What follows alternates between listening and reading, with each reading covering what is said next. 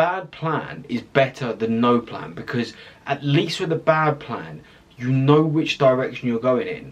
It might not be the most efficient way to get there. It might not even be a particularly successful way to get there. But even the fact you have a plan, you know what you're aiming for. It's a plan towards something.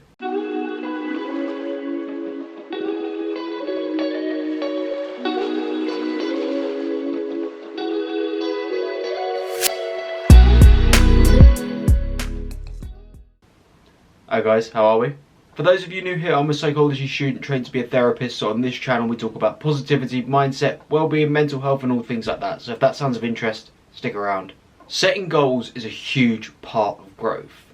Finding that balance between sort of optimistic, stretch goals, but also realistic goals that you believe in really is the hard part. You've got the two schools of thought of sort of shoot for the moon, if you miss at least you'll land on the stars. On the flip side, you've sort of got there's no point aiming for something that's just so ridiculous that you probably won't ever do it. And we spoke the other day, I did a video the other day about it's so important to have goals that you actually believe in, because you're just not going to work hard enough for goals that you don't feel are achievable, because you're trying to work towards something that you don't believe exists. I know the name of the video is a little bit weird. It comes from a scene in House of Cards that I watched again recently, and I'm not going to quote it the way he does it because it was a proper monologue and I don't know enough about like getting sued to put the actual clip in a YouTube video. But he's talking to his cabinet and he's listing everything that he wants them to do, and he says maybe we won't do this, maybe we won't do that, and he goes through the whole thing, and at the end he just screams at them, but I want us to fucking try.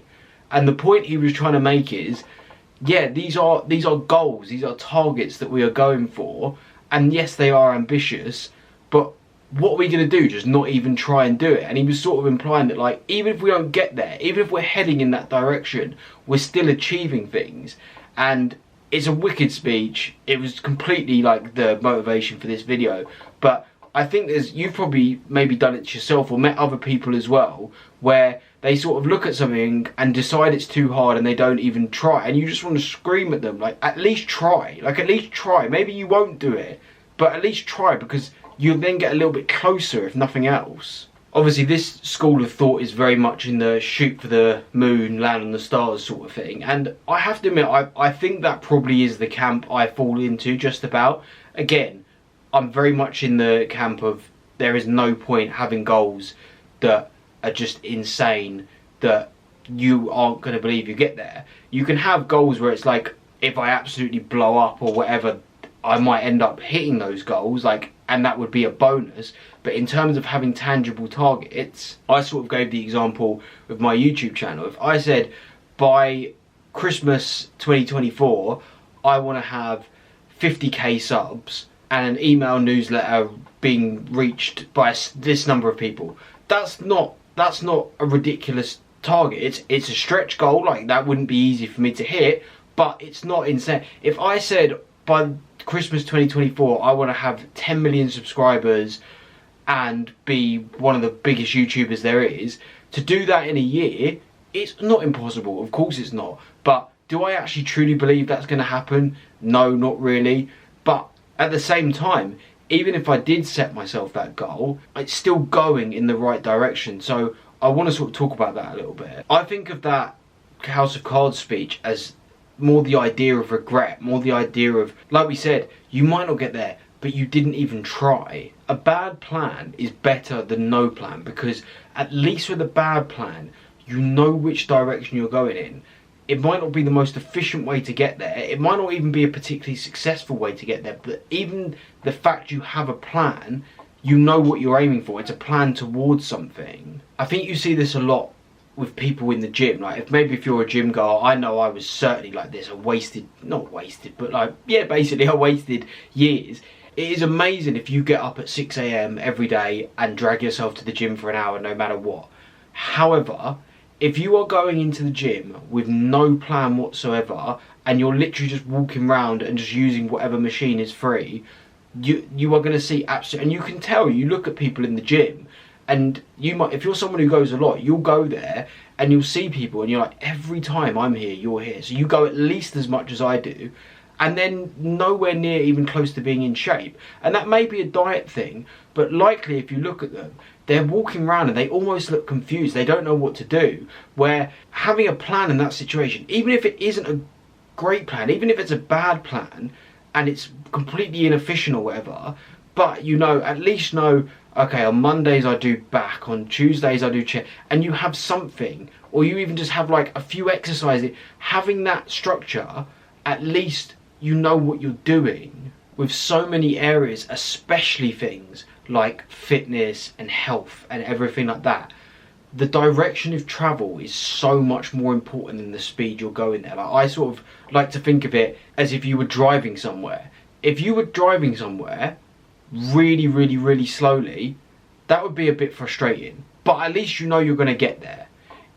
You could be driving 120 miles an hour, but if you're driving in the wrong direction, it is completely irrelevant. With things like fitness and health, and the gym's such a good example, because if you're going into the gym with some sort of plan and you're lifting weights and everything like that, you may never become a bodybuilder, but you're going to be a hell of a lot closer than if you just didn't go to the gym at all. You might not even get into like a really, really good shape, but doing that thing is better than doing nothing. And anything you can do to improve your health, improve your fitness, improve your mindset, even if it doesn't get you to exactly where you want to be, just doing it has got you closer. And just that even little bit of progress of being closer puts you in a better state than where you were before, because you're still heading in the right direction. All that was a really, really roundabout way of basically saying, never ever give up on something before you've even given it a try. And you may sit there and think, well, obviously I'd never do that. But I think you'd be surprised how often, if you looked back over your life, how many things did you actually really want to do and you never did them, and you made an excuse, but the actual excuse was you were like, well, I'll probably fail it anyway, so what's the point?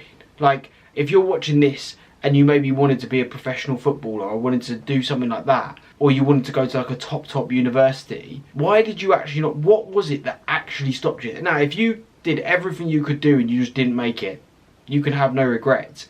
But I bet you there's things that you've done where you look back and you go, actually, I just decided I couldn't. No one else stopped me from doing that. I just decided I couldn't do it, and that's why it didn't happen. I know I personally have certainly had this so many times. Just for example, I've spoken about this recently. That 10k that I did sort of a month or so, or whatever, I could have run a 10k 5-6 years ago probably, when I was in my early 20s, but I just told myself that I couldn't run because of my heart. And yeah, I can't run fast. I'm never going to compete in any sort of thing. I run very inefficiently, I run very slowly. It's more like a jog, but I did still jog or run for 10 kilometers for the first time in my life and felt a huge sense of achievement, and it's a lot more than most people do. Like, when I first started running those 5Ks and I was terrible and sometimes I didn't make it 5K, that is a prime example of where at least I tried. At least I tried, and it just got me a little bit closer and a little bit closer, because there was no negative impact of me trying. And I can imagine there is something in your life, no matter how big, how small at the moment, that you deep down you really want to do it, but you've just told yourself that you can't, so you're not even going to try. There is nothing wrong with failure if you go and give something your all. Like, there just isn't. And I can promise you, I'm older than I look, I promise you, it is much better to look back on a list of failures of things that you really enjoyed, tried, and just failed, than looking back and going, I wish I tried that, I wish I tried that, I wish I tried that. Because you can't go back in time, you can't relive the past. Thank you for making it all the way to the end. I do appreciate you guys who stick around. If you did find any of it useful, please do consider liking, subscribing, comment any other thoughts you have below. I drop 2 new videos every week. Not associated with them, but this hoodie is from the charity Looseheads. Really, really good charity. I'll put the link in my description if you want to go check them out. Like I said, not affiliated with them, just quality stash and a great charity. So go check them out. Until then, I will see you in the next one. Take care, guys.